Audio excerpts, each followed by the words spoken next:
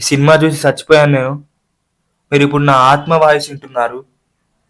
So మీరు మూవీకి వెళ్తే ఆత్మలా మాత్రం తిరిగి రాకండి. Warning of death. ఎన్నో బెప్పం సినిమాలు చూశాను కానీ ఇంత బెప్పం సినిమా ఎప్పుడూ చూడలేదు.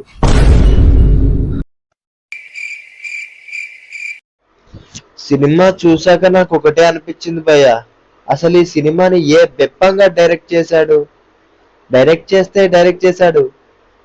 ఈ సినిమాని ప్రొడ్యూస్ చేసినాడు అయితే ఉంగాడు పెద్ద ఓడో ఉంగాడు ప్రొడ్యూస్ చేశాడు అనుకున్నా, కానీ చూసేసరికి దిల్ రాజు గారు ఉన్నారు.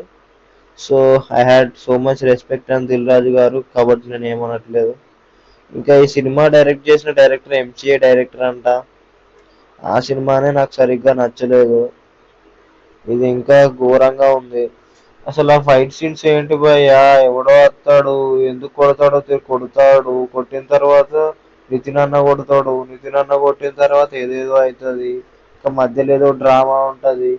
లాస్య గారు ఉంటారు, లాస్య గారు రీఎంట్రీ అన్నారు. రీఎంట్రీ అన్న తర్వాత నేను చాలా పర్ఫార్మెన్స్ ఎక్స్పెక్ట్ చేసిన, కానీ అక్కడ ఏమీ లేదు. ఎందుకంటే అక్కడ డొల్లా. ఇట్లాంటి సీరియల్ డ్రామాలు రాయాలనుకుంటే మీరు డైరెక్ట్ గా వెళ్ళి కార్తీక దీపం థర్డ్ పార్ట్ ఫోర్త్ పార్ట్ రాయొచ్చు కదా, ఇంకా ఇంట్రెస్టింగ్ గా ఉంటది, టీఆర్పీ అయినా పెరుగుతుంది. ఎందుకు థియేటర్ లో వచ్చే వాళ్ళకి నిద్రలు తెప్పిస్తున్నారు? నేను ఏదో ఎనర్జీ కోసం సినిమాకి వెళ్ళాను, సినిమాలో ఏమీ లేదు. ఆ ఫైట్ సీన్స్ చూస్తున్నప్పుడు ఒక రకమైన ఫీలింగ్ కలిగింది నాకు. మోషన్స్ రానప్పుడు కూడా అలాంటి ఫీలింగ్, అంత చెత్తగా ఫీలింగ్ అయితే కలగలేదు. సిలుంబట్టిన రాడ్డుని నూనెలో ముంచి దింపినట్టుంది సినిమా. Story, screenplay, direction, music అయితే ఇంట్రెస్ట్ లేకుండా కొట్టాడేమో మ్యూజిక్ డైరెక్టర్. ఏదో కొడదాంతి ఏదో టార్చర్ గా ఫీల్ అయినట్టు. ఏంది బ్రో ఆ బీజియం, హారర్ బీజియం ఏంటి బ్రో ఫైట్ సీక్వెన్సెస్ లో? నాకు అర్థం కాదు.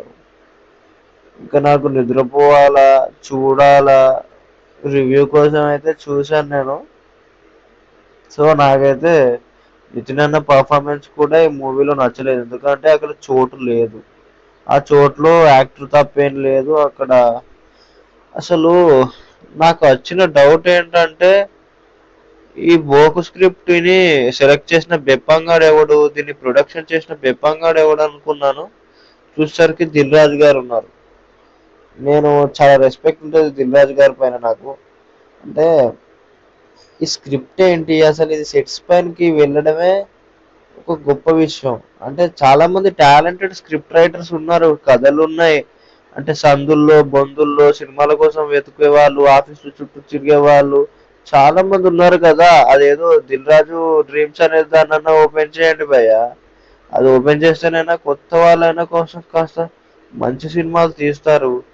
ఏంటి ఈ రుద్దుడు, ఏంటి ఇది, ఎక్కడ పని లేక జస్ట్ ఫైట్ సీక్వెన్సెస్ తీసి ఏదో డ్రామాని రుద్దేసి ఎమోషనల్ కనెక్ట్ లేకుండా మా పైన రివెంజ్ ని ప్లాన్ చేశారా ఏంటి ఈ తమ్ముడు సినిమాతో?